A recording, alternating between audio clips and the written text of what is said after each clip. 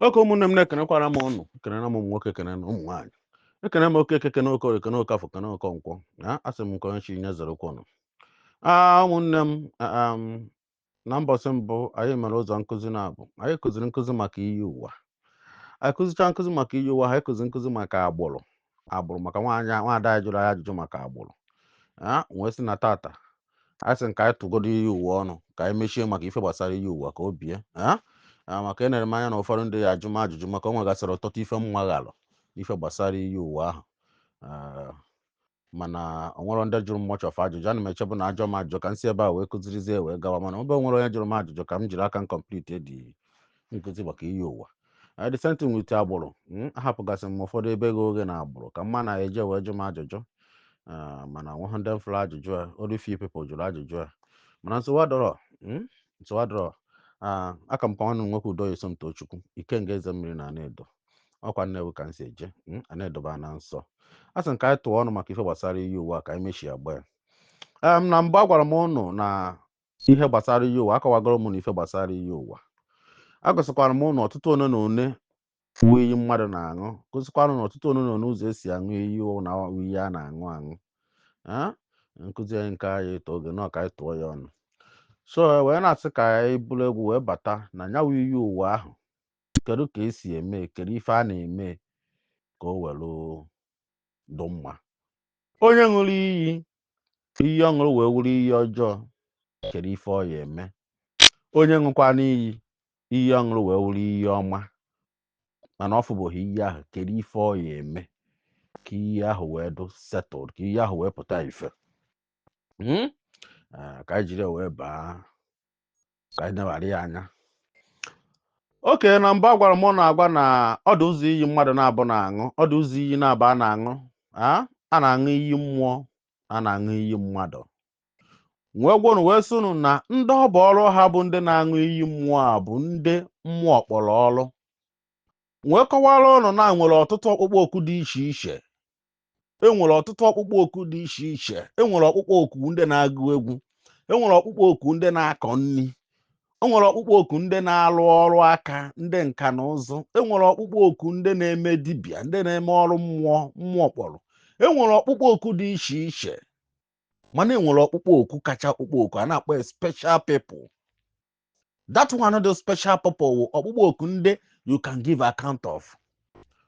Onye nwere ọkpụkpọ oku n'ịgụ egwu nwere ike ọ bụrụ ụzọ ọkpụkpọ oku na ha bụ ka o nwee n'ịgụ egwu ahụ, mmụọ nwere ike kpọọ ya ọkpụkpọ oku n'ịgụ egwu, maka o nwere ndị na-agụrụ mmụọ egwu. O nwere ndị famili ha wela anyị na-eji ha na-agụrụ mmụọ egwu, ha bụ dibịa egwu ka ha na-agụ.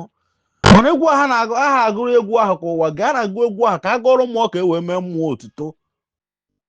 Nwee ndị na-nwere ọkpụkpọ oku ịgụ egwu nkịta wụ na ha na-agụrụ onwe ha egwu for the benefit of people, just na ha laikiri ịgụ egwu, just their talent, akara ha ịgụ egwu. Maka na nke bụ eziokwu bụ na ọ bụla ofu akara ka mmadụ ji abịa ụwa. Mmadụ adịghị eji ofu akara were abịa ụwa. Otu ọkịta nọkọta sị na ọsọsọ ofu akara na ofu akara o ji wee bịa ụwa ụnọ ya da agụso egwu. Mba, mmadụ adịghị eji ofu akara abịa ụwa, maka na wee buka. Ụwa bụrụ ife mmadụ nwere ike ịbịa sị he na akara na-agba ma ofu akara ya ezuru ya. Mmadụ adịghị eji ofu akara abịa ụwa. That is why ya pụta ife onye na-akwa akwa. From ịkwa akwa ahụ ọ na-akwa, ikekwe ọ ma agụ egwu. From ịgụ egwu ahụ ọ na-agụ, ikekwe ọ ma agba egwu.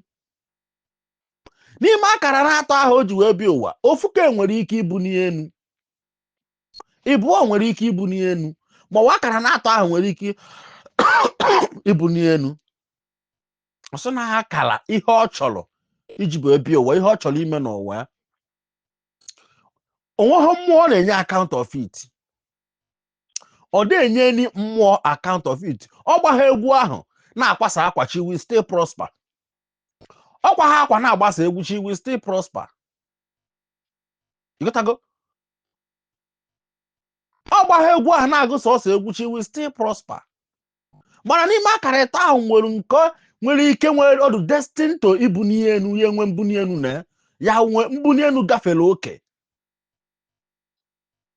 Ọ bụrụ na o tighị aka na nke ahụ, ọ ka ndị ọzọ ka ya na-agazikwara ya, mana ọ ya adụ ka that particular one. o nwere ike ọ bụrụ ịkwa akwa ahụ ka o ezi wee do popularity. Ọ bịa na nlọ n'afọ onwe ka ọ na-akwa akwa, ọ na-akwara a lot of celebrities akwa, ọ na-akwara a lot of big people akwa. Mana ọ bịa na nlọfọ ebe ọ na-agba egwu, ifu dike kwa ọ na-agbara onwe ya egwu.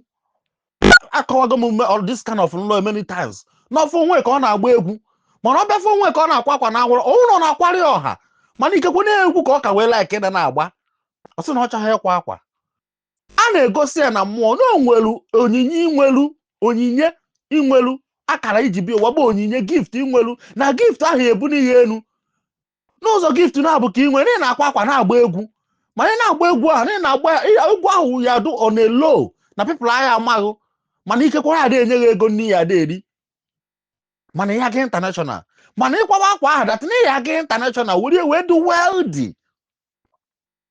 Ma because of na-egwu ka ị lekere ịgba ije were igba egwu ahụ, mana akara gị ahụ iji bịa ụwa ka na-enye ụsa na onwekwara another opportunity inwelu iji wee do more higher n'okwenye awa ịkwa akwa. N'ọnya ka iji alọta ịkwa akwa ahụ na nlọ. Na ịkwawa akwa n'ụwa ya ma n'ihi akwa akwa celebrities ya deyi. Ọ sị ya na akara ọ nọ na ọ na-eche talent akwa ọ ya akwa. Ọ nọ na nlọ na-egosi ya talent sọfọ ọlụ ya alụ. And remember na onye ọwụna ji akara wee bịa ụwa nọọ ife ahụ itinyere aka nke ime ka mmụọ na that your consciousness, inner consciousness ya ebido na-egosi gị the perfection of it.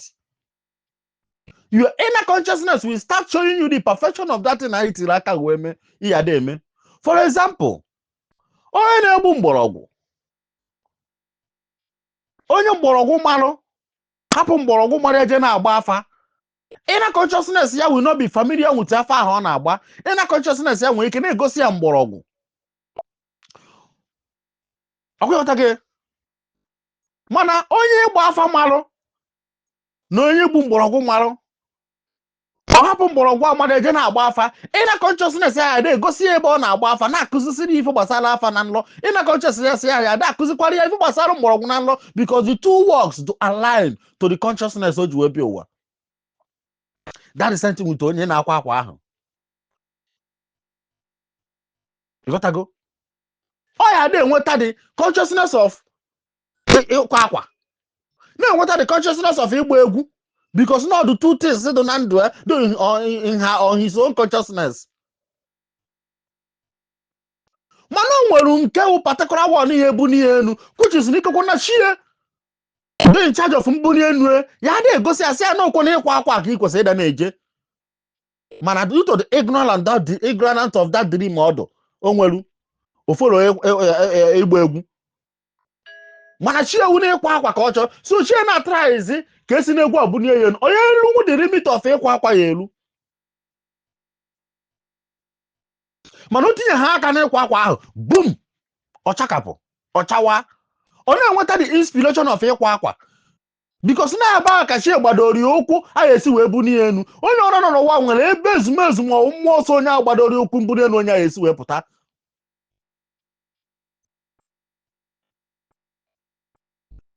Before I started the dibia, I was a GSM engineer. Ana m alụ phone. I nwere GSM accessories shop ebe anyị na-alụ phone.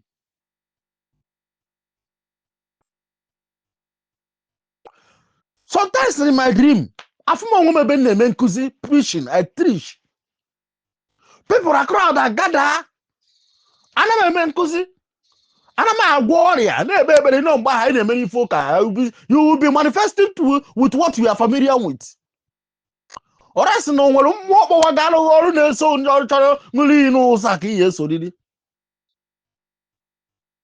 Mgbe ahụ fụ m ebe na-eme miracle. Ana ekpere ndị mmadụ ekpere. Ana m eme preaching. Inside that dream ebe ahụ na-emekwa preaching. Onwe m a na-agwakwa m na ọ bụrụkwa ebe a na ọfọrọ. I am trying but na ọfọrọ. Nọ na nlọ ahụ don't confuse. Ana m ajụ kedu ife fọrọ nụ? Kedu ife mmemme agbamahụ eme? During that time ahụ na-alụ phone. Enwere m ike lụgido phone mmadụ mebie. Alụgido phone a nweghịzi ife nghọtara mara na phone ahụ ekwuchie phone ahụ dị n'ele ana laha ụla. Obere oge afụ m onwe ebe m na-alụ phone ahụ na nlọ. Afụ m ife m echenji, afụ m ife m alụ. Nteta ha na-alụ ife ahụ nlọta na nlọ phone ahụ adọ mma. Because na enwere m gift nka. Ebe na my family All my siblings are crafty. In fact, ọ fọrọ obere ife ka ọ dị ka ha gwụ nka na ụzọ mara anyị. Aji m ụmụnne mụ na ụmụnne ama ya asị, the people do crafty, anyị na-alụrụ onwe anyị ọrụ. Anyị na-alụrụ onwe anyị ọrụ.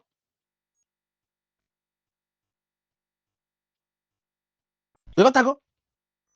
It's a gift. And they call it.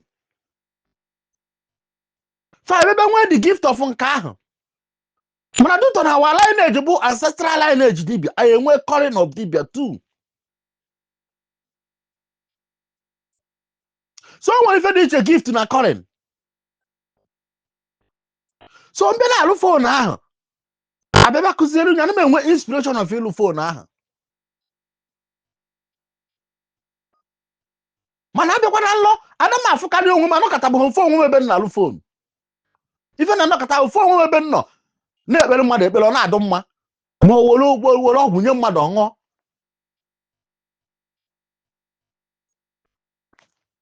That gift ahụ enwelu. Na-atụrụ ya.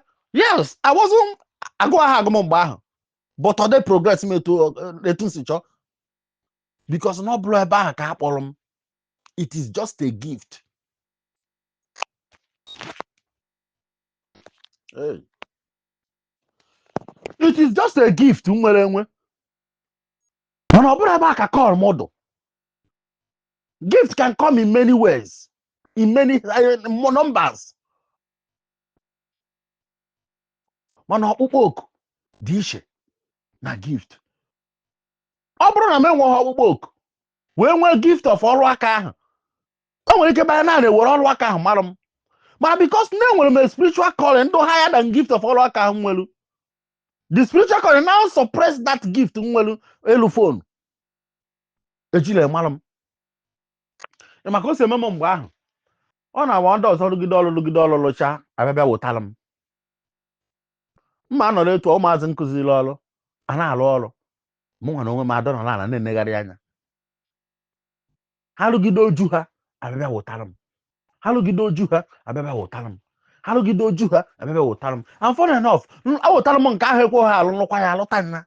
Maka na gift enwere ndị gift. Mana the calling na suppress that gift ahụ nwere because I nwere a calling of a higher level than that a gift of a dozy phone. Do you see the differences now?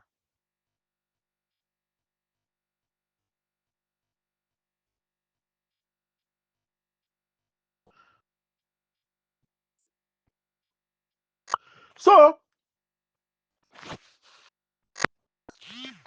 let me get back to the what if I na-ekwubu maka ya maka Iyiuwa. So mmadụ nwere ike nwee gift ịtọ. Mana o nwere spiritual calling na ọ ṅụrụ iyi on his own lineage. Onye ahụ the higher one. Dịka si wee mara ọ na-atụ. Onye nwere gift igba egwu na onye nwere gift ịkwa akwa. Mana chi chọrọ na ọ na-ịkwa akwa ka ọ esi wee bụ ọgaranya. Ịkwa akwa ahụ will be coming frequently. Ofe onwe na nlọ ahụ, ọ na-afọ onwe ka ọ na-akwa crowd akwa people. Mana ofe onwe ebe ọ na-agba egwu na ọ na-afọ onwe ka ọ na-agba ebe mmadụ na-abụ ma ọ wee tọ. Mmadụ nwere higher one ọ na-eje. Makwara na-atụ etu mgbe nna afọ onwe m na nlọ. Mgbe m na-ekpere ekpere, na-eme teaching or preaching eji wee sị na evangelist ka m ma awụ. Na mgbe m na-alụ phone. I only dream of mgbe m na-alụ phone mgbe m nwee difficulties na the phone m na-alụ. Mana naturally I dream myself mgbe m na-agwọ ọrịa mgbe m na-eme teaching just that na afọ m onwe m ebe m na-eme dibia.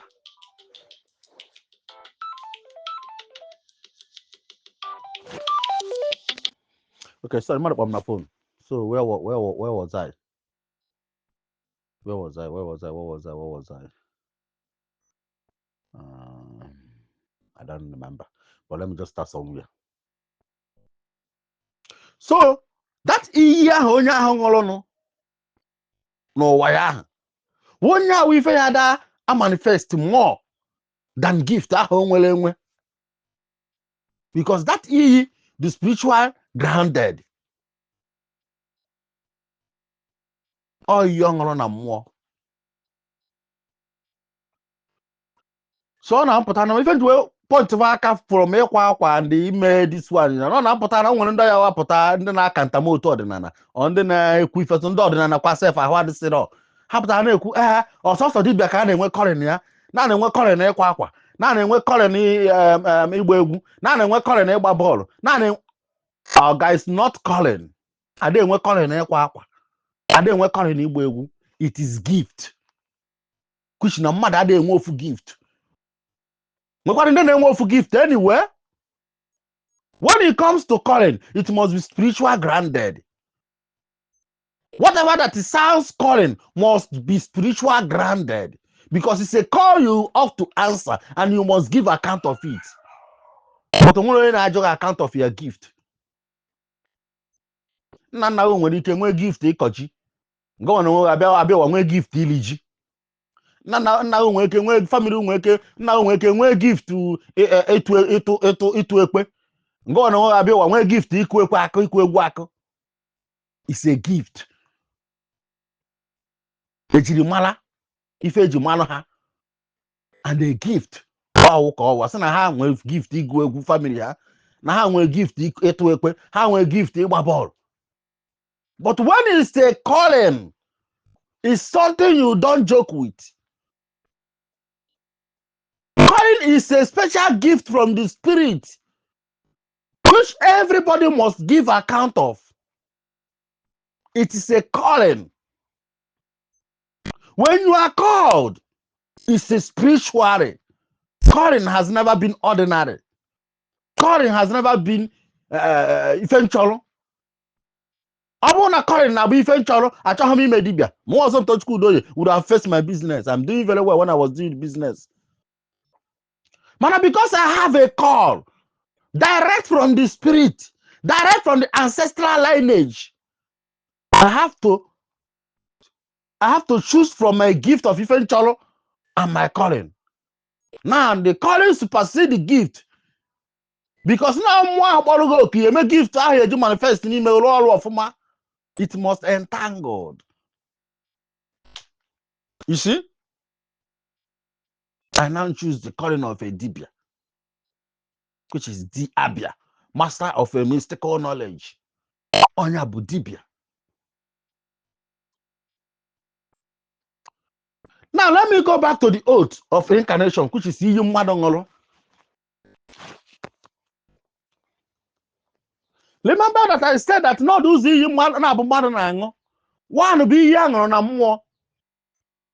Two, be young on a young on a more bonny well call him. A talk it us when we call of female dibia. Obrona putame when big do ma when on Zoka. And what have the grace to turn into a dibia. Kambru dibia have or more. And I'm maybe the people in charge of the calling Ejiriwe tear me into frustration, Ejiriwe tear me into armed robbery, Ejiriwe tear me into a stupid life that can take away my life. Because one thing about calling is either you face the call and do it, or you got destroyed by the call. And I'm one man gift can either make you or destroy you. Gift can either make you or destroy you. Is that a gift you want to make you do great or no destroy you? Mostly when it comes to spiritual gifts. Spiritual gifts can neither make you great or destroy you. How can spiritual gift make you great? When you a gift of amoma and you are practicing the amoma, it will take you places and it will make you rich. Because when you give someone a message of his life and give the person solution, that person may find him or walk, Chetan na gwara na dibia enwe signboard. Na okwo ife dibia menwuru na dibia ji ego. Okwo ndị dibia zonwuru na dibia ji ego. Mana, ọ bụrụ na inwe that gift of prophecy, ewezie ozi ejezi mmadụ kwesị na izu onye ka ọ solve problem onye ka onye adụ ndụ. Iwe nomie di ozi because of ignorance or because of one thing or the other or because of inweta a good direction to solve that message agwagu jezie iwe hold way. ife ahụ ekwesịrị iji ụka eje gbaala onye ahụ ama wee mechaa mee onye ahụ wee gbuo onye ahụ, you will suffer from it. Yes, you will suffer from it. Ị ata afụfụ ya. Ị ata afụfụ ya from ndị nyere kọrin ahụ, one. To ị ata afụfụ ya from mmụọ na-eso onye ahụ agwaghị je zọpụta. Ọ bụrụ na nwere onye ọnwụ ike na-abata na-asị anya apụkwa na apụ tata, gụje egwu anya apụkwa na apụ na ọ pụọ apụ na enwe accident n'ụzọ na ya anwụ, iwe hold that message, onye ahụ wee pụọ apụọ wee nwee accident wee nwụọ, you will suffer for it. Ị ya ata afụfụ, ị ya aza ajụjụ ya. One, from ndị kpọrọ gị ọkpụkpọ oku ahụ nyere the message. Two, from mmụọ chi onye ahụ will attack you. Because na ọ bụrụ na irizi message agwara ọnụ, ọ kasị mma na ekwuru ekwu ma ntị ahụ anụghọ. It's better na ikwuru ya mana ntị anụlọ. That is why you will say, now the gift will neither create you or destroy you. So ọ bụrụ na ị nwere gift ahụ, wee bugido gift ahụ, wee bugido gift ahụ, wee bugido gift ahụ, you did not neutralize or use that gift very well to solve human problem. To solve problem agwago solve, to save lives agwago jere save wo, i wee nwụọ. E wee taba gị afụfụ na mmụọ. Wee taba gị afụfụ na mmụọ, i wee nọrọ ebe a na-ata gị afụfụ wele ebe. Wee na-asị si meele gị ebele. Si meele gị ebele na ịmara ọkwụnụ. Si meele gị ebele n'okwu na good direction ka inwe hụ. Si meele gị ebele n'okwu onye akụziri oke efe hụ. Si meele gị ebele n'okwu mpaghara uwe ife mee n'ime hen. Si meele gị ebele n'okwu mmaghara uwe ife melu. Hey, n'okwu dị n'ụlọ uwe ife juru na ihe eme. E wee na-ata gị afụfụ, i wee kwupụ okwu wee ṅụọ iyi. Wee sị biko si meele gị ebele ka ichiga ụwa ọzọ. Na ichiga ụwa ọzọ na nkwa ị na-ekwe ori ihe emeriri ife ahụ akpọrọ ọkpụkpọ oke ahụ akpọrọ. Kama ime he na ịpụtakwa ụwa ahụ ka ị nwụọ. Nwanne, ọ bụrụ na anwa send them back to the world. The one who send them not kind of family do no into Christian, staunch Christian. And na mwene ganya for na family ebe ahụ send go na ya alụ nwa ọrụ ahụ. Oh, ma the best thing eme nwanne na nwa ahụ na ana. Because na ebe family ebe ọ batara cannot allow that child to perform. E werukwa nwa ahụ akpọ ya ọgbanje.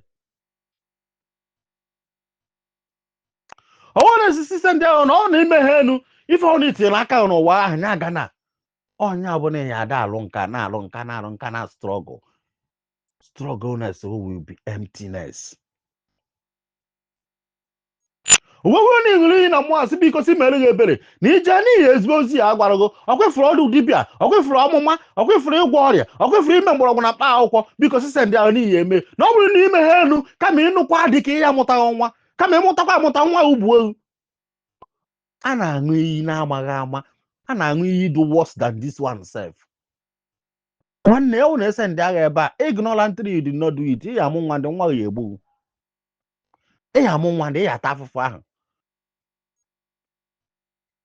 Ọ ife nwere ndị na-aṅụ iyi ha mụọ nwa ka ụmụ ha dị useless, ọ na-eme ha herself. And ụmụ ya dịrị useless unless you follow that iyi ahụ ṅụrụ. Onye abụ iyi na mmụọ. Now, this type of iyi na mmụọ can never be dissolved. Udiya, they dissolve. Because it's an oath of calling. It's an oath of agreement that must be kept. Agreement here, debe ka ọwụ. Dibịa ọ na-agbara gị afasị na ịṅụrụ iyi na mmụọ na-achọ ka ebe bebi iyi a ka ọ ghara ịrụrụ dibịa ahụ wee onye ohi ka ọwụ. Ụdị iyi ada abụbọ ya abụbọ. Ụdị iyi ada abọ ya abọ. Ụdị iyi ada egbuka ya egbuka, ada edu ya edu. It's an oath of agreement that must be kept. It's a spiritual binding. It's an oath of spiritual binding that must be kept. The only way yes we neutralize iyi a wee mebie iyi a ka iyi a kwụsị ịrụ ọrụ na ndụ owu na ife anyị ṅụrụ n'iyi n'ije tinye aka mmebe. Cure ED. There's no two ways about it. Ọ bụrụ na ị ṅụrụ iyi na ịpụta ụwa n'ihi ebu amụma ahụ ibu ha mbụ.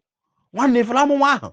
The only way yes we do satisfied, yes we do prosperous, yes we live good bụ na ife sila amụma ahụ bụ isada na ibure n'ọdịnala ọ na ibure n'ụzọ ụka.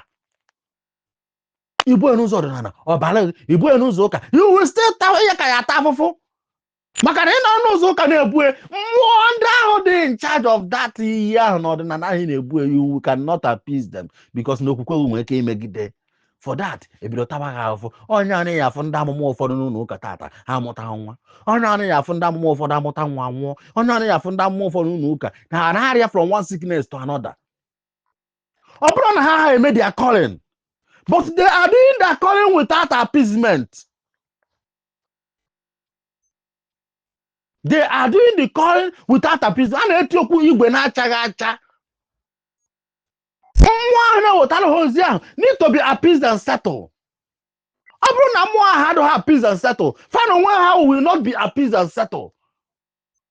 Mana ọkwefuru amụma ahụ ihe ada ebu ya ọfụma, because no iyi nghọtara aghọta. All your gift, all ọrụ ị bịara n'ụwa ịbịa mee is spiritual and enrolling. Mana the mmụọ ahụ dịgasị in charge of settlement ahụ we frustrate your life, we frustrate the living hell out of you. Ya afọ onye ahụ obu amụma eme ịchọzie onye ahụ eburu amụma ka o mee nweghị onye abịa no thanksgiving. Maka gịnị? Maka na mmụọ ghọtara amụma ahụ na nya nwere onwe kwesef ahụ ekene mmụọ ahụ. O dewere ahụ na ike niile si n'aka Jizọs. Onye aka ya efọ ndị amụma sometimes aka oghere kwojuo na amụma ha. Ị ya afọ ndị amụma odowe na onye a wezigbote anya amụma mana o buo amụma 10 out of 10 ahụ o buru n'ọtara ewe ife eziokwu 7 fọrọ afọ wụ aka oghere ziri ozi ahụ. Sometimes atag ha fake prophets. Also no fake prophet no bugo amụma no ziri ozi ahụ eziokwu. You know, ọ bụrụ a fake prophet, ọ bụ a real genuine prophet. Mana aka oghere karịrị na amụma because amụma attract aka oghere. Mmecha ma akụziri na ife wa aka oghere ya. Ị afọ onye na-eme amụma ọsọ na ọ na-arụ ọrụ bụ amụma n'ụzọ ụka no esi ya no nke mana family edu disorganize.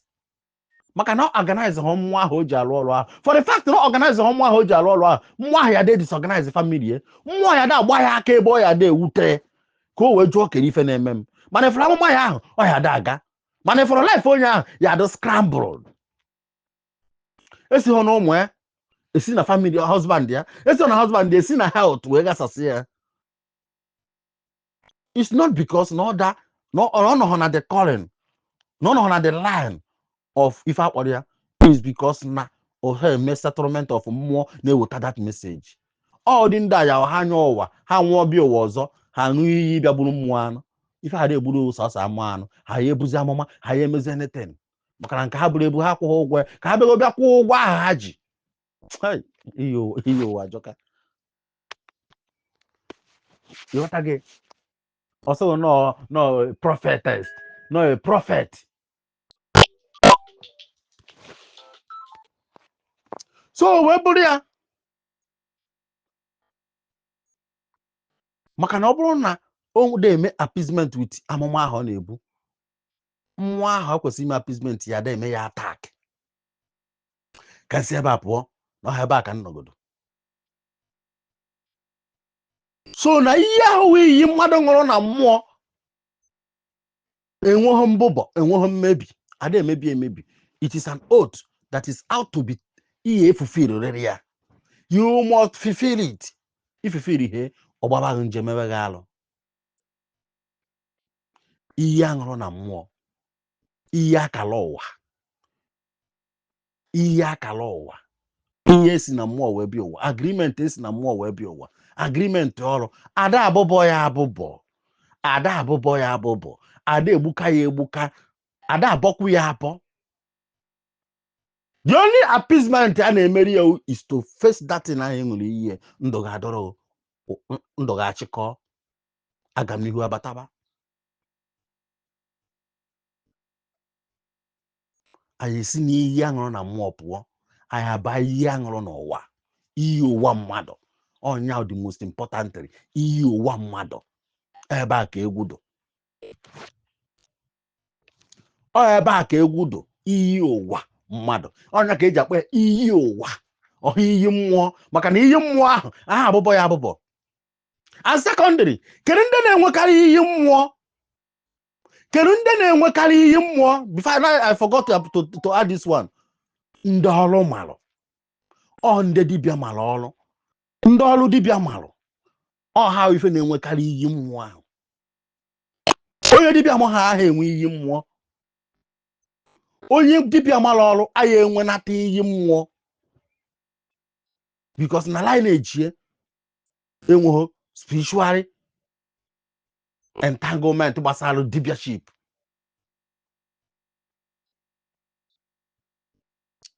Onye dibịa mahọ ada enwe iyi mmụọ.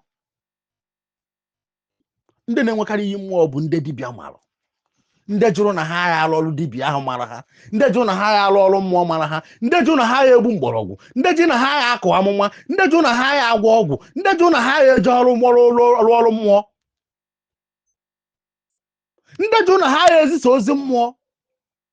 Any gift, any current that entangle itself with spirituality, ọha nwa bụ ndị na-awụ ndị dibịa, ndị ọrụ mmụọ mara. Ọha nwa na-enwe iyi mmụọ. Ordinary person na-ada aṅụ iyi mmụọ.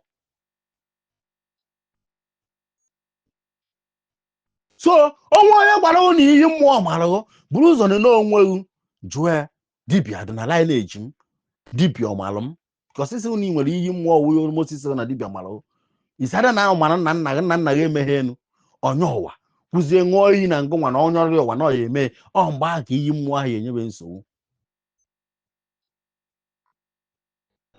I got this chapter. I abatazi na the main deal of Iyiuwa. Iyiuwa, iyi aṅụrụ n'ụwa. Na last nkụzi m akọwago ụmụ na ife wu Iyiuwa. Emere nke ụnụ mata na Iyiuwa wu iyi mmadụ ṅụrụ n'ụwa, mana iyi nke ọ ṅụpụtara o kwupụtara n'ọnụ ya na-ejighị anya. Iyi nke ọ kwupụtara n'ọnụ ya na-ejighị uche.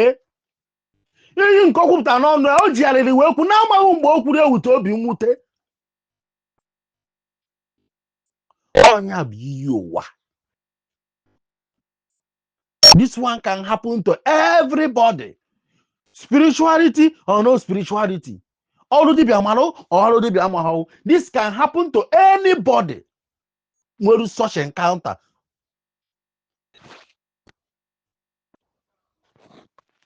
Ọnya bụ the main Iyiuwa a na-ekwu okwu. Ọnya bụ the main Iyiuwa a na-ekwu okwu. Kedu ka o si arụ ọrụ? A gwara m ụnụ wee sị na ka Iyiuwa si arụ ọrụ na-enwere m ike ịtụ akịta nna wee m ndụ anọgide m abịa nụọ nwaanyị, anụọ m nwaanyị ibe m anụtacha nwaanyị ikekwere ka m nwee na my friends na nwaanyị ha na-erivu fine m nwa na onwe m alụọ nke m. Nwaanyị nụrụ awụrụ okwu na ụka nyelu m, nwaanyị nụrụ awụrụ okwu na ụka nyelu m, megide m okwu na ụka tụasite na alịlị na-egbu m. Nnọrọ na m ebe akwa, Chineke ka efe iji nye m ụdị nwaanyị a, Chineke ka efe iji nye m ụdị nwaanyị a, kedu ife ekwu, kedu ụdị ọnwụnwa nwaanyị enyere m dị ife a. Anaghị na-ebe I invoke wego m mmụọ. One, I have included Chineke, which is Eke, the energy of Eke. Anụagonu m, I have included Chim. Kedu ụdị ife dị ife a, kedu ụdị ife unu ji onye m. I have started incurring an energies. I will not make an utterances of unknowing utterances. Ọ bụrụkwa na etu a ka nwaanyị na-adụ mbi ụwa ọzọ na mara ya anụzi amagnet ya. Na ọ bụrụkwa na etu a ka ịnụ nwaanyị na-adụ ebe ụwa ọzọ na ya anụzi amagnet ya. Listen, eji magnet ya bụ na ọnwa ọhọ onye ya awụ ọnụ nwaanyị nke aka mma. There must be balancing. Enwe nke ọma enwerere nke ọjọọ. And for the fact na enwere nke ọjọọ ahụ ụwa anụgo ọnụ ejidere gị anụ na ọkwa etu a ka nwaanyị na-adụ na ebe ụwa na ya anụzi. Ụfọdụ asị na ọkwa etu a ka nwaanyị na-adụ Chineke ekwekwo na ọkwa etu a na nwaanyị na-adụ na ya anụkwu nwaanyị ọjọọ n'ụwa ya ọzọ. Amagnet ya. The energy say dị in charge anụgo ka ikwuru enu erekọd ya rụghị ya. Ọnya ka eji esi ya be awareness of what you said. Do aware of if you kwupụta n'ọnụ knowingly and unknowingly. Don't make promise when you are happy and don't talk too much when you are angry. Maka na okwu ọnụ dị ile. Okwu ọnụ dị ile maka na o nwere ndị na-ege. Ọ bụrụ na o nwere mmụọ ya za ekpere gị, o nwere mmụọ na-anụ ife ị na-ekwu. Ikekwe ọ dị ime emeghị operation na nke mbụ, ọdụ nke ịbụọ emeghị operation, ọdụ nke ịtọ emeghị operation. Ikekwe ọrụ ndị ọgbanje na-eme. ọdụzie nke nọ a na-azọ ndụ ya azọ zọgide ndụ ya azọ zọta ọ pụtara ọsị hei etu aka mụ na-adụ Chineke ekwekwo na ọkụ etu aka mụ na-adụ mbịa ụwa ọzọ ọ kakwa mara ma amụghọ nwa amagnet ya ihe ọ ṅụrụ n'ụwa ife o kwupụtara n'ọnụ ya ife o kwupụtara n'ọnụ ya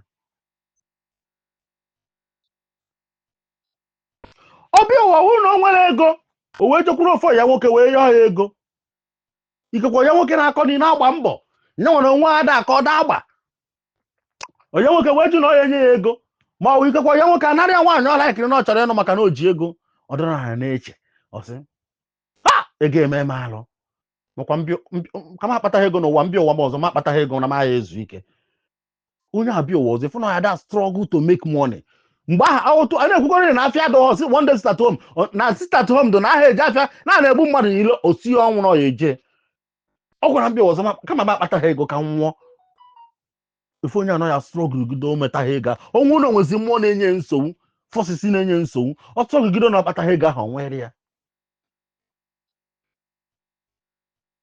ọtụ ha makwa mbịa ụwa ọzọ na mma akpatarịrị ego ife onye ahụ ọbịa ụwa ọzọ ọ na-achụ ego ọ na-achụta maka ọ ṅụrụ iyi na ọbịa ụwa ọzọ na ya akpatarịrị ego ọnya ka a na-akpọ iyi mmadụ ṅụrụ n'ụwa iyi ụwa ọnya ka o ji wuru iyi ụwa ọ bụrụ iyi mmụọ iyi ụwa our ancestors knows that na iyi mmụọ adịrọ mbụbọ iyi mmụọ adịrọ mmebi iyi mmụọ adịghọrọ mmadụ niile they did not include no iyi mmụọ agwa na ife na-enyekarị nsogbu bụ iyi ụwa iyi ahụ ị ṅụrụ n'ụwa gị ọnya bụ ife na-enye nsogbu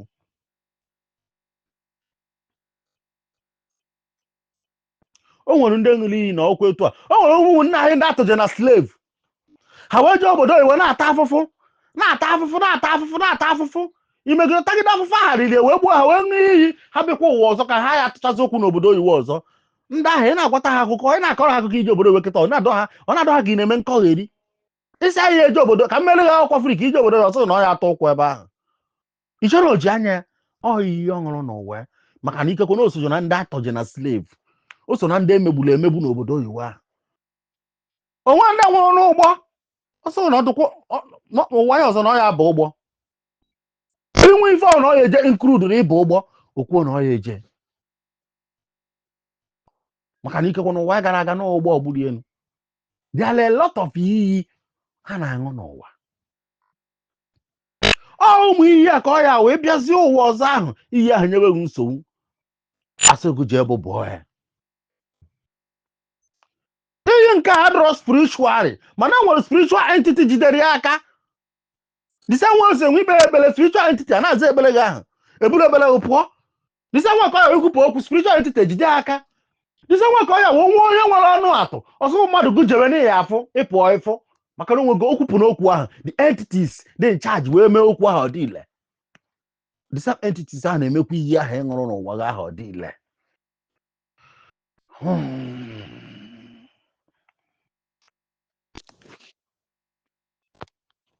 all this is the kind of iyi a na-abụbọ abụbọ asịghị ka abụbọ ya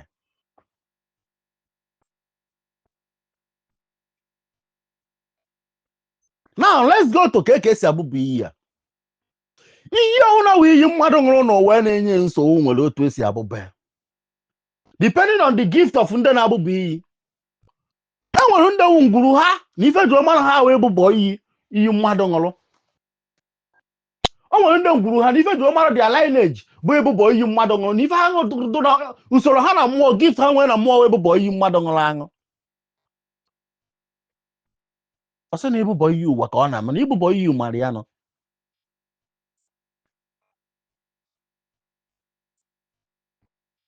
o nwere ndị ọ bụ ọrụ fa ọ na-adụ lineage inheritance na-adụ dibia's inheritance maka ndị dibịa m eme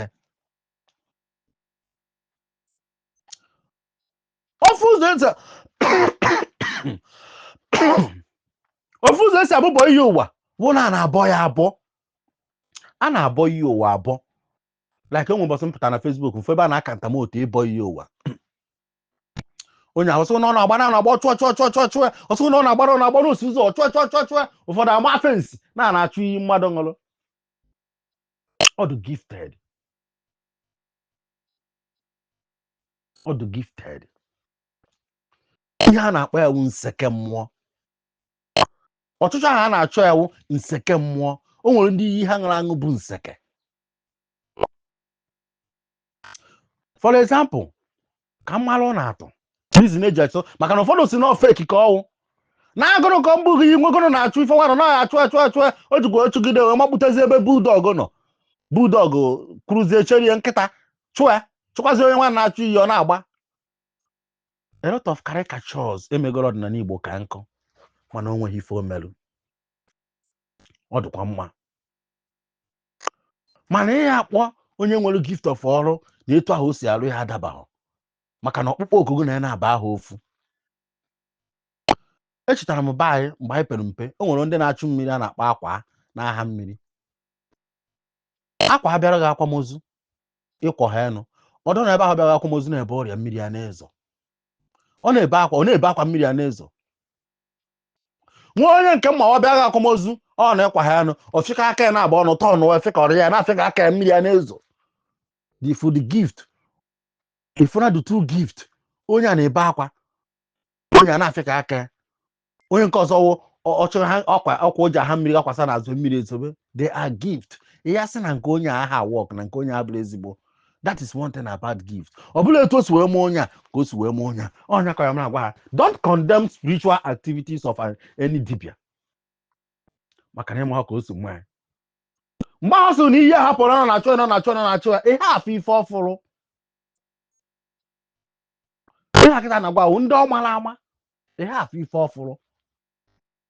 O nwere ike na mmụọ ọ fụrụ na ọpụọ mana ngị nwa na mmadụ efụla enu maka na ọ gift ka ọwụ mmụọ ahụ kpọrọ ha ọgbụgba oku n'ụzọ ịbụ iyi ahụ nwunye na-egosi ha ife ha na-achọta. A na-abọ Iyiuwa abọ. A na-abọ Iyiuwa abọ. Iyiuwa is an art of incantation.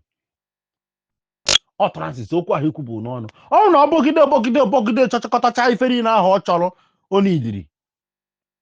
Ọ mgbe ahụ o wekọtacha ife niile ahụ mgbe ahụ ọ ebidozi emewe incantation of ịbụ bọdata iyi ahụ ṅụrụ maka na mmụọ ahụ agwaghị oyiyi ṅụrụ na-enyeghị nsogbu. Obido mewe incantation na-abụbọ iyi ahụ a na-emebisi iyi ahụ. Onye ka na-akpọ ịbọ Iyiuwa. Kama na ebe na a na-enwe disagreement with some people na-abọ Iyiuwa which is I know no ndị je mụta ya amụta na ọ bụrụ ndị ọ mara ama because na-amụtakwa ya amụta maka na amarụgo na ịbọ Iyiuwa ahụ bụ incantation wiferi dịkarịrị na ojejeje mụta na-abọ abọ ka ọ bụwakwụzi abọ ikekwe na ọfụgo na ọ na-enye ego. Ebe na-anọzi enwe disagreement with them na esere mmadụ na ọ ṅụrụ iyi na iyi ahụ na-enye nsogbu na iyi ahụ na-enye nsogbu n'ọdụ n'ukwu ụdala maọbụ n'ọdụ na akpa ọkala ete maọbụ n'ọdụ na ngwube nne maọbụ n'ọdụ na ana obibe nne na ọ ṅụrụ iyi na ọ ya amụ nwa na ụwa ya na-abịa na ọ ṅụrụ iyi na ọ ya akpata ego na ọ ṅụrụ iyi ife ike na ọ ṅụrụ iyi ọnwụ ike ọ ife ịgbatara onye ahụ n'afa wee gwa na ya bọrọ iyi ya na-ejebe nna na-akpa ọkala ete je bọpụta iyi ahụ na iyi ahụ ọ ṅụrụ na na-akpa ọkala ete na iyi ahụ ọ ṅụrụ na ana ukwu ụdala na iyi ahụ ọ ṅụrụ na ana ngwube nne na iyi ahụ ọ ṅụrụ na ana ọjị n'ọrụ ukwu ebe n'ebe nna ka a nọ ṅụdị iyi n'ebe a ka ekpebiri iyi ahụ na-eje bọpụta iyi ahụ. That is good. Ekwetara na na-abụ iyi abọ kama na ebe nwere strong disagreement na ịbọpụtachaziri iyi ahụ ikwuru na-enye onye ahụ nsogbu ị na-anya fụ na iyi ahụ ọṅụrụ na-enye nsogbu ịbọpụtachazi ebọpụtacha itinyere ya n'okuku isi anya bụ wezere ya anụ. Do you know what you are doing? He is trying to energize ife a na-enye nsogbu ka power nwee ike gbagota maka na any utterance ọ na-ekwuchara gbusa ya ọbara anything ọ na-egbusa na ọbara energy abago na and once blood touch na it will start working. Nke a gaa kele another way of esi ebụbọ oyi a na-egbuka iyi egbuka idu iyi edu. Nke a bụ the higher version of iyi. Nke a bụ the higher version. O nwere ndị na-aṅụ iyi na iyi ha ṅụrụ emego ha attract a lot of negative energies. ihe ha nwụrụ attract go ndị nwụrụ anwụ na ndụ ha. Ihe ha nwụrụ emebigo ha a lot of things. In this situation, after ya agwaghị na ọ bụrụzi ife anya abụbọ dị ha, kama nọ ife anya edu nọ ya eri ewu ka e wee pụọ, ka ndị a wee pụọ na ha akazi nkọ. O nwere ndị agha aṅụ ofe iyi, o nwere ndị iyi ha ṅụrụ adịghị bụọ, o nwere ndị iwu ihe ha ṅụrụ adịghị ịtọ, o nwere ndị okwu ọjọọ na-adọrọ ha izi ikwu n'ụwa ha. Ha na-ekwu onwe ha okwu ọjọọ n'isi ha. Ha na-ekwu okwu ọjọọ n'isi ha, okwu ọjọọ agafee na ha ekwuo, okwu ọjọọ agafee na ha ekwuo, okwu ọjọọ agafee na ha ekwuo, na-ekwugide onwe ha. Ha nwụzie bịa ụwa asụghị na o nwere iyi na-enye onye a nsogbu, n'iyi si n'aka onye ụwa ana iyi ahụ ka nkọ. It shows that na ọ bụrụzi ofe iyi ka a na-ekwu okwu and ọ bụrụzi iyi na-abụ. This particular iyi requires a higher frequency of rituals iji wee dukapụ ya n'ebe onye ahụ nọ. Mgbe ahụ ka afa ya agbazi na iyi ha na-ekwukwo n'okwu n'oburu ibu, ikekwana nna ajụzi n'ụdị mmadụ nna ajụ ka esiti wee kwuo okwu iyi ya ka ọ pụọ. Afa na-ekwu na iyi ya ka nkọ. Ị na-ajụ ngwa ka abụbọ ya abụbọ n'ezinụzọ. Ọ sịghị mba na iyi ya wee iyi ya edu na ewu ya adịkwa involve, na oke ọkụ ya adịkwa involve, na ya ejikwa nnekwu ka e wee gbujuo onye wee iyi ka iyi ahụ wee juo oyi, maka na ife a na-ekwu okwu na ọka nkọ. It shows that na ọ bụrụzi ofe iyi ka a na-ekwu okwu, iyi kazi nkọ. This kind of iyi ịbụbọ ya abụbọ ọ ka ya dawa n'afa, ịbọ ya abọ ọ ka ya dawa n'afa, maka na iyi a na-ekwu okwu abụrụ ofe iyi na ọka nkọ. Ụdị iyi a na-edu ya edu. Ada abụbọ ya abụbọ, ada abọ ya abọ, a na-edu ya edu, maka na the negative so dị iyi, the utterances okwu ọjọọ si iyi ahụ is too much. Ọ bụla ofe, ọ bụla ọsọ, ọ bụla ịtọ, ọ bụla ịnọ. Afa ya agwaghị biko guduo ya eduo n'ọka nkọ. In that case, egbuka dị iyi egbuka, ewere ewu wee duo ya depending on the issue. Enwere ike iji nwunye ewu, enwere ike iji mkpi wee due. Yes, ụdị iyi ahụ dụ. Ọ bụrụ na edu ha edu, ikekwe onye ahụ iyi ahụ enwere onwe ha ya edoriri ya edu. Ọnya ka o jido mma na mmadụ kwesịrị inwe dibịa na-agbara ya afa n'afọ ụzọ n'afọ ọfụma, ka ọ ya bụ ife apụta amalikere ife a ya eme ka o wee dụ mma. Ọ bụrụ iyi niile ka a na-abụbọ abụbọ, ọ bụrụ iyi niile ka a na-abọ abọ, and ọ bụrụ iyi niile ka a na-edu edu. O nwere ndị a na-eme mbụbọ, o nwere ndị a na-abọ abọ, o nwere ndị a na-edu ya edu. Asịghị na iyi a naghị eduzi ya edu n'ọka nkọ. Iyi a most of iyi a na-edukarị edu na comprises abụmọnụ. Yes, okwu ọjọọ ekwu n'isi mmadụ na nke nyanwa nghọtala onwe. It can also include it. This is the three method esi emebi iyi. Another one nwere ike include wu isubi asubi. A na-asụbi iyi asubi, asụbicha ya so gwa gị jeze eji ebụbọ ya. Mana this pattern nwa na-awụ to ease, ka e wee izie iyi ahụ dibịa na-arụ ọrụ ahụ ka ọ dịrị ya izi. Ndị na-akpụ arụ, nwere ndị na-akpụ arụ a na-asụ asụ, ndị ji ọtọsị asụ arụ, ọsọ ndị were atọsị wee je subie dị iyi. Yes, o nwere iyi ya na-enye mmadụ nsogbu, afọ asị gị je chọwa ndị na-akpụ arụ ka e wee godo ọtọsị subie first, ka e wee gbukaba ya ma ọ ka e wee due. Ịma na iyi nke a comprises of iyi alụ, nke bụ n'ife alụ onye akwụ n'ọnụ ya, ọ bụ n'ife iyi ọ ghọta maka ife alụ so enu. Agwa gị je chọọ ndị na-akpụ arụ ka asụbie. That is why afa ji dị mkpa. Afa ji dị very very important ife gbasara spirituality.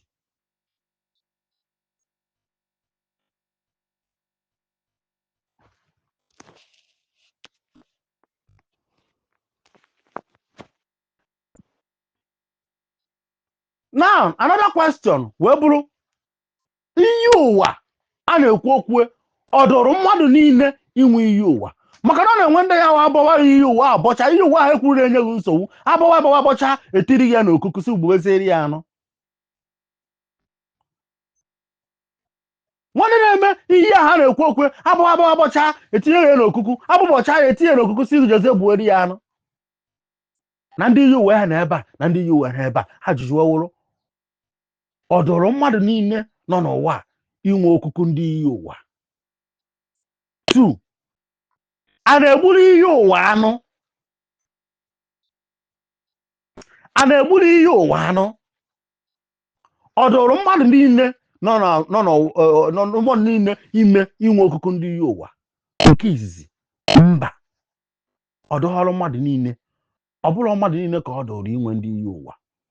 Onye ṅụrụ iyi ụwa iyi na-enye nsogbu kwesịrị abụbụ ọrụ iyi ụwa ahụ o jebere onwe na-esi na azịza ya ngwa bụ orichighị anụ, maka na ihe abụbọrọ ụwa ife ikwute n'ọnụ dị na-esi na azịza ngwa ndị ahụ dị ncha dị na-eme na ife ahụ ikwute n'ọnụ na ọ na-aga ihe akwapụrụ ihe ibu n'ilo, kwapụrụ ihe ibu n'ilo just like niile esatụrụ ha ka ha pụwazie ka a gwa ha na ihe ahụ ị ṅụrụ na-emebisi gị.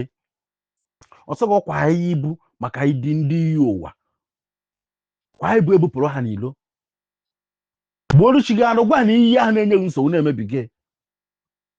Anyị asịghị ji eji ekwadozi ndị iyi ụwa tinye n'okuku ka obe ọ dụrụ ọrụ mmadụ niile ịkwado ndị iyi ụwa tinye n'okuku. It's not must. Ọ dụghị ọrụ onye ọbụla. Kedu ndị ọ bụ ọrụ fa ịkwado iyi ụwa tinye n'okuku? Bụ ndị dibịa mara ọrụ, ndị akpọrọ oku n'ụzọ mmụọ, ndị akpọrọ oku n'ụzọ mmụọ. Kedu ndị ziri o ji wewuru ndị agha akpọrọ oku n'ụzọ mmụọ ahụ? Dibịa na-akwado ndị iyi ụwa ka o wee nye ndị ahụ dị nchaji ọrụ dibịa ya ahụ ọnọdụ, ka o wee nye ha ọnọdụ ebe ya na ha ya ada akparịta ụka, ebe ya na ha ya ada enwe kọmunikeshọn. Onye abụ ịkwado ndị iyi ụwa. O nwere mgbe ahụ ọgbaji ụdọrọ mejebe m n'ebe ndị iyi ụwa m nọ, echetawara ha iyi aṅụrụ na anyị nkwere iyi na-eme dibịa, echetawara ha iyi aṅụrụ, chetara ha mbọsị ndị akwado ha na-ekwu ife mụ na ụlọ agrimenti mụ na ụnụ n'ọkwa ka dibịa anyị na-eme n'ife na-ekwu okwu ụwa agwa ele n'ọkwakwu ntinyere m aka n'ọrụ ka ọrụ gazie. Ọnya bụ dibịa inwe ndị iyi ụwa ebe ọ na-eme iyi ụwa ndị ya na ya na-abụ nọ n'iyi, ndị dị nchaji iyi ahụ aṅụrụ wee bịawa ụwa. Ọ ndị dibịa ka ọ dọrọ inwe, ndị nwere iyi mmụọ, ndị na-arụ dibịa. Onye nwere iyi mmụọ ka ọ dọrọ inwe iyi ụwa, onye na-eme dibịa ka ọ dọrọ inwe iyi ụwa. Ọ dụghị ọrụ ofeke inwe iyi ụwa. Ọ bụrụ na o nwere iyi ofeke ṅụrụ na-enye nsogbu, ife ọ dọrọ ya wee jee abụbọ iyi ahụ, abụbọ iyi ahụ mebie ebupịa onye ahụ ejebere onwe emebighị iyi ahụ na-enye nsogbu. Ọ bụrụ na dibịa amaghị onye ahụ na-ewee sị gụgụ jee kwado ndị iyi ụwa dewe na komkom ma ọ dewe na okuku ka ị na-egburu ya anụ, mana dibịa amara you are doing it wrong. Ọ bụghị ọrụ gị, ọ bụghị ọrụ gị. Olesizi na dibịa mara gị, yes, olesizi na dibịa mara gị ewesịghị jee kwado etinye n'okuku ka ị na-egburu ha anụ, ka ị na-ayọ ha ayọ biko n'ichetakwa na uche gị dụkwa na dibịa ahụ mara ọnụ kama ha eji na-emebisiri gị ife. Biko ha chere ka ị kpakwuo ego, ha chere ka ị bi ntekwuo, ha chere ka ife dị etu a mekwuo ka i wee bido ọrụ ahụ. That is only word necessary idozi ndị iyi ụwa. Mana ọ bụrụ na ọrụ amara gị ịbụghọ dibịa, mmadụ wee sị gị jee dozie ndị iyi ụwa, kedu ife ị na-edozi ha, ka ife ha na-eme? Ọ bụrụ na iyi ịṅụ nwere iyi ịṅụrụ na-enye gị nsogbu, ịbụbọ iyi ahụ ijewere onwe gị, ịbụka iyi ahụ ijewere onwe gị, ịbụ oyi ahụ ejebere onwe gị.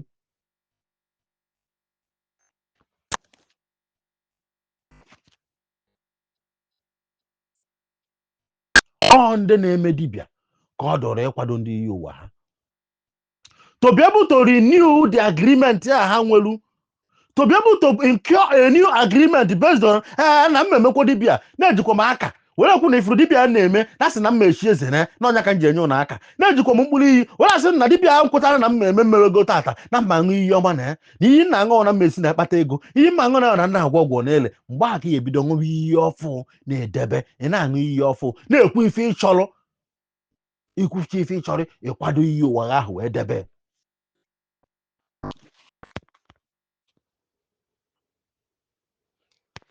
Ọ ndị ọ dọrọ ịkwado iyi ụwa, ndị akpọrọ okpukpe oku ọrụ, ndị enye na ha ṅụrụ iyi ọkpụkpọ oku ọrụ, ọha maka ọ dọrọ ịkwado iyi ụwa. Ọ dọghị ọrụ mmadụ nkịta ịkwado iyi ụwa. Onwe iyi na-enye gị nsogbu, abụbọrụ gị iyi ahụ ijebere onwe gị. Wọs kọnto wọs ịkpọ ndị iyi ụwa n'anyanwụ igbuolu ha na ijebere onwe gị. what's come to what ndị ahụ gụ na ha ṅụrụ iyi ndị ahụ dị charge na iyi ahụ ịṅụrụ okwu ahụ ikwuru n'ụwa mbụ bịa na-enyezighị nsogbu ndị ahụ na-eme ka okwu ahụ ya adị ile ịkwapụrụ ihe ibu a na-akwara ihe aja ezinụzọ akpọ ya aja ndị Iyiuwa akwachaa ya ka esi akwa aja ndị Iyiuwa iwere ebupụrụ ha n'ilo aja ahụ ị na-akwa ka ị na-akọwara ha na ife ahụ ịṅụrụ n'iyi n'ịṅụrụ iyi na ihe amụta nwa n'ịṅụrụ iyi na ihe enwe ego n'ịṅụrụ iyi na ihe anụ di na ife ị na-achịkọwa ha n'imebikwa n'iyi ya na iyi ha hazi adịile na ọdụghọzi n'ọnya ka ije mere ha oriri were agwa ha ka ha na-akwazie na iyi ya pụọna that is onye iwe ihe eji wee kwapụrụ ndị Iyiuwa ibu ọ bụrụ idebe n'okuku na ọ bụrụ na dibịa ma ahụ. And a lot of people tata kpararam ka ọrụ were ebi ibu ka dibịa wee nwee ọrụ ọ na-arụ ọgwa anaghị abụbọrọ ya iyi abụbọchị etiri ya n'okuku iwe na-egbu ya n'ụzọ ọrụ na-abụ abụbọcha ya abụbọ akwadoro gị ndị Iyiuwa ego a na-agbagota mana ọ dịrọ necessary unless na ị nwere calling of a spirituality. That is where it becomes necessary.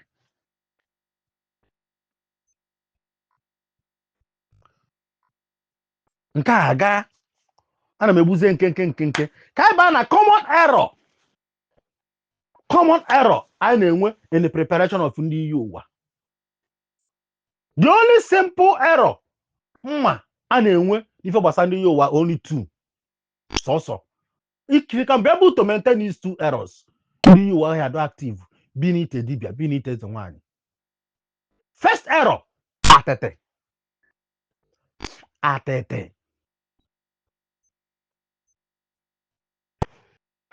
The highest thing ndị Iyiuwa ha etichara unyi atete iburu aka ọchụ je na-emerụ ha oriri iburu aka ọbara je na-emerụ ha oriri imekata ga abọchọ n'ike gwụgwụ were je na-egburu ndị Iyiuwa aka ọbara abọchọ je na-egburu ndị Iyiuwa ha anụ ọ na-eweta ajọ nni ọ na-eweta urulu ose ajọ nni iburu ọrụ akwụ ịmagoro na nwoke nke a ịmatuo na nwaanyị nke a ịmagoro na nwaanyị nke a ịmatuo na nwoke nke a ọrụ akwụ iburu ọrụ akwụ je na-egburu ndị Iyiuwa anụ ọ na-eweta ajọ nni and ọ na-eweta ọrịa. Dị mọ inyere ha ajọ nni a ka ha nwere nwe onyere gị ajọ nni. Onye common error before ejegbo ndị Iyiuwa anụ killing yourself make sure need to clean maka ndị a na-ekwu okwu ewu ndị do adọghị unyi. These people, the people are specially assigned enwe ha atete na mmụọ ndị ada atụasị ndị ada anọ n'ife lụrụ unyi. Oh, how people are specially assigned for you ka e wee fụ na iyi anyị ṅụrụ n'ọbịa na mmezu. Ndị adịboro compromise in spirituality. Oh, ha bụ ndị a na-assign ha na-adụ as white as snow. Ebe iburu atete wee je na communicate with them idebe ha na ha ya ada arụ ọrụ nwanne ụchụ ka ị na-agba ha and ị na-agba ha ụchụ ha na-agba ha. The second most common error ndị be anyị na-enwe n'ịkwado Iyiuwa wụ ime Iyiuwa ha ka ọ bụrụ ọgwụ agwọrọ agwọ. Ime Iyiuwa ha ka ọ bụrụ ọgwụ agwọrọ agwọ. Nke egbuo n'ọtụtụ ndị dibịa. Nke erendaga ọtụtụ eze nwaanyị useless. Nke a chụpụgo ụfọdụ ndị Iyiuwa n'ọnọdụ enyere ha ha na-emezi nkwụgharị. Kedu ife ahụ na ha mere ndị Iyiuwa ha bụrụzie ọgwụ agwọrọ agwọ.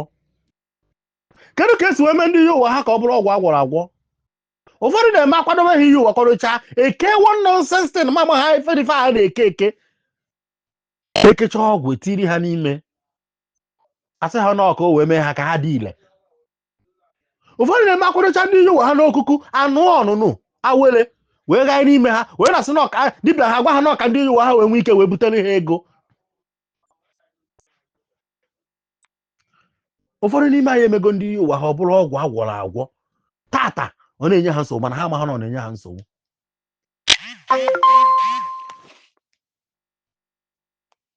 Ọ na-enye ha nsogbu mana ha amaghị na ọ na-enye ha nsogbu. Ụfọdụ na-akwadocha ndị Iyiuwa eke ife mmadụ amaghị tere ha n'ime. Ụfọdụ na-akwadocha ndị Iyiuwa anụ ọnụnụ tere ha n'ime. Ụfọdụ na-achọkwadocha ndị Iyiuwa were afịfịa na ugbene ugo na anụmanụ gharị ha n'ime ka o wee bụrụ na ọrụ na-aga. Asịghị na ọkụ ha wee dị ile ka ha wee dị active. Onye gwarawo na ọgwụ enwere n'ime okuku ndị Iyiuwa ya eme ha dị active. Who told you? Were egbusisi ọtụtụ ndị dibịa were egbusisi ọtụtụ ndị eze nwaanyị, were ebutere ọtụtụ ndị dibịa ife anya mmiri, were ebute ọtụtụ ife ifele, were amụ aka ogheri ada agwụ agwụ, aka ogheri a na-ana na okwu agwụ na okwu mmụọ dibịa. Ọkwụgo ụfọdụ dibịa ọchịchị. Common error a na-enwe in the preparation of Iyiuwa. Ụfọdụ n'ime anyị na-egbu eze akwadocha ife niile a dozicha ndị Iyiuwa ahụ. Another error nke ịtọ bụ na wakwadocha ndị Iyiuwa nke a na category of atịtị, mana nke atịtị nke a wee physical atịtị egbu ya ọbara gbuwe n'ime ite ndị Iyiuwa ahụ. First dibịa kwado m ndị Iyiuwa mgbe ahụ chọrọ igbu nna ya na ọha mmụ na nkwadocha ndị Iyiuwa m na ya mba ya egburu ya ọbara n'ime ọkụkọ ahụ, mgbu ọkụkọ mbelu mkpịsị ụkwụ ebele obi ebere ife gawa ike n'ime ndị Iyiuwa. Mpụtara ndị Iyiuwa ma ọgbụ ikpuru gburu a na-aragharị asị m ha anọ na-asụ until nweta sọm dibịa isi do mma wee gbara m afa wee jụọ m Ikenga ọgụ na-eserego na ndị Iyiuwa nsị na m na-egbukwara ha n'ọnwa ho ọsị na be ha na ụlọ ha dozi ụchụ na ha sị na ụlọ ha lụrụ unyi na m emetọsịgo ụlọ ha. Mụ kedu ka m si eme wee kọwara nwoke wee tie sị mụ nakwa jee sachasịvakwa ha egbuo mụ. Mgbe ahụ nọrọ isi a na-agba ngara ma mụrụ ndị Iyiuwa na-aghakọsị m isi.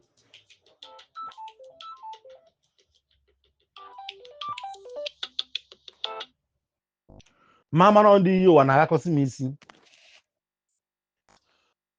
So ụfọdụ na-emezi ndị Iyiuwa ha mgbe ahụ dị dibịa sị mụ bụkọ ya onye ahụ gbara m afa wee sị m Ikenga biko m jee sachasịba ha na ha na-ewiwe na ha na-emezi nkwụgharị na ọnya ka ya abịa na-ama m aka n'isi ọdụ ka ala na-apụ m.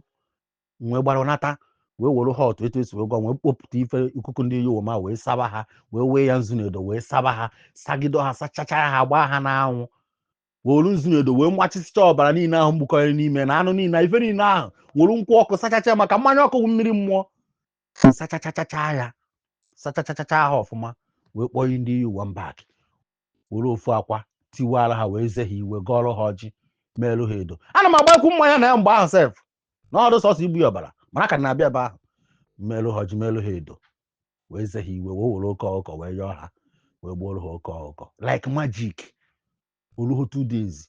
In fact enotice ozimisi m na-agba kpekpekpe o wee wụrụ ndị dibịa chọrọ igbu onwe ha sị na ọmụmụ mụ na-ebu ya ọbara na na-ebu ya ọbara ma mba ọkwụ ma ile ọkụkọ mụ tinye ile niile ha eje ekwuru na mmụọ ntịkọ ya okwu na ọkwa ha eje ejere na mmụọ wee na-agbatọsị okuku ndị ọnọdụ ndị Iyiuwa m. Since that day the highest thing nwere ike ịba na okwu ndị Iyiuwa okwu okuku ndị Iyiuwa m wụ ọbara uriom ọkụkọ nji wee dọkpụte ha mbọsị ndọkpụtere ha. Ọbara uriom ọkụkọ ha ya atụkọ kpọm ọzọzọ ya atụsazi n'ahụ ha. Since that day na-egbu anụ ọbara ọkụkọ ọnụ mgburu aha nwa tụpai n'ime ụlọ ndị Iyiuwa m and I have peace since then. Another error anyị na-emewu ịgbanye mmanya ọkụ n'ime ọkụ ndị Iyiuwa.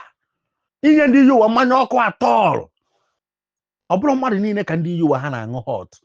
Find out na ndị Iyiuwa ha na-aṅụ mmanya ọkụ. Ndị Iyiuwa ada aṅụkarị hot drink. O wee wụrụzie nke na-agba ya n'ime okuku ha. Fada aṅụkarị hot drink. Ndị Iyiuwa ada aṅụkarị mmanya ọkụ. Ọ bụrụ na ị na-eme Iyiuwa check this error mara ka isi eme. Ị na-eme laba dị lachachala laba akwụna la ife sọgaracha ije gbuoro ha anụ. Ibu aka ọbara aka abortion were egburu ndị Iyiuwa ha anụ. Ị na-eme iche igburu ha na igbu ya ọbara n'ime okuku. Ị na-enye ha mmanya ọkụ. Ọwụ na onye eme ụzọ ife a n'ebe Iyiuwa gị nọ nwanne rethink and redo it. Dozigharịa ndị Iyiuwa gị ọfụma na ọ na-etipụ gị ala. O nwere ike nwa dibịa ya gbatara gị ya n'afa. So mụnwa bụ Ikenga Ezemmiri na-agbata ya. Ana m agbata ya n'afa. Ife ọ na ngwa tata bụ experience na ife m fugoro na mmụọ. Ọ bụrụ na m afụgboro emekwe. Check yourself. Ọ bụrụ na isi etu eme ndị Iyiuwa gị. Ọ bụrụ na ị na-egbu ya ọbara. Ọ bụrụ na ị na-agbanye mmanya. Ọ bụrụ na ibu aka ọbara aka abortion. Ọ bụrụ na ibu ọra akwụ na ị na-agbagharị n'elu nwoke were eje gburu ha anụ ma ọ n'elu nwaanyị were gburu ha anụ. Look into yourself. Ma na ndị Iyiuwa gị adịgodo active. Chọọ dibịa tọrọ atọ ya gbara gị afọ ọfụma. achọkwana ụmụ ofeke dibịa ọdụ njọ ọdụ mma ọsịghị na ọdụ mma ọdụ njọ ọsịghị na ọdụ mma ọdụ mma ọsịghị na ọdụ mma ndị dibịa tụrụbọm chọọ dibịa na-afụ ụzọ n'afa ka agbagodoro gị afa gbasara ihe ụwa ọ bụrụ na ime gị ihe ụwa ọgwụ agwọrọ agwọ nwanne jee megasịa jee megharịa ya ka ọ ya egbugbu maka ọ na-egbu mmadụ ndị ihe ụwa so na one of the next entity nwere right igbu mmadụ ndị ihe ụwa if ihe ụwa become neglected they can kill, they can take life. Yes, they can take life. Ha nwere power igbu mmadụ amaghị m mmadụ onye ha gburu mechakwa even one of my dearest kerifomelu onwe ha kwuo nọ na dibịa jeje kwadoro ndị ihe ụwa. Another one very very important, very important. Ụfọdụ na-eme akwadocha ha ndị ihe ụwa etinye na mkpa ọgwụ etinye na komkom etinye na okuku afọchie ya afọchie. Don't you dare do that.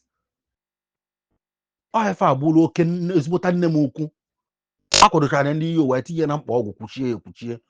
A na-agba afa ndị ihe ụwa na-ekwu okwu na ebe ha nọ na-adụka ebe na-atụrụ uzuzu nọ na ọ tụrụ izuzu n'ebe ahụ na ọ tụrụ izuzu ọ gwaghị gbuchara ya n'ugwu kwuchie. Ọ bụrụ na ị na-ekwuchi ndị ihe ụwa ga-ekwuchi n'ihi na afọchi ha afọchi na okuku n'ihi na ekpuchi ha ekpuchi nwanne m refrain from it. It is very bad. Ọ na-egbukwa mmadụ. Kedụta mgbe nne m ukwu nwụrụnụ the only woman maka obi si dom den mgbe m bidoro ọdịnala ọfụ the only nwaanyị weje 20,000 nye m si nwere eje ma onye ụwa ma adị m echefu mgbe nwaanyị nwụrụnụ anyị wee gbaba afa ka amara ife gburu nwaanyị a maka na ọnwụ ya ewute ka anyị gbagidoro afa ọ bụrụ sọ ndị ihe ụwa. Mgbe cheta mbọsị njerube wee gosi m ndị ihe ụwa wee unu okwuchi ekwu nsị ya mama ikwuchiri ndị ihe ụwa n'okuku ikwuchiri ekwuchi ọsọ m ansị a biko nya kwupe ọsọ m mbakwo na-etu aka dibịa mere esi wee gwa ha asọmike kwa mbọsị mbidoro ọdịnala ịkọntrol kwa ndị ihe ụwa nkwugide efu na okwu ha ọsọ m oke na mmecha na ya akpọ dibịa after months nwaanyị nwụọ agba afa na-agba afa ka mmalụ maka o nwere onye a na-ebo na onye agbụrụ na-agba afa ka mmalụ ife mere nwaanyị a ezigbo nwaanyị obiọma ọrụ ndị ihe ụwa asị na ndị ihe ụwa ya gburu ya nwaanyị ụlọ ọrụ ha ụchọghị ịrụ ọrụ ekwe agbara ya lụọ tu ojeje stọf ndị iwe do stọfi n'ime ebe edebere ha kwuchie ya ekwuchie. Biko ọ bụrụ na ime eme ndị ihe ụwa nkwuchi biko jekwupe ha open nna m na m mebejọbọ square ebe ahụ anọdụ ka nke kwuo na ka ọ dị na mma aka m kwa nwanne ụnụ nwoke udoye somtochukwu IKENGA ezemmiri na Nnedo ọkwa nnewi ka anyị si eje onwe ya nwekwa na ajụjụ ya jụkwa ka emesịa.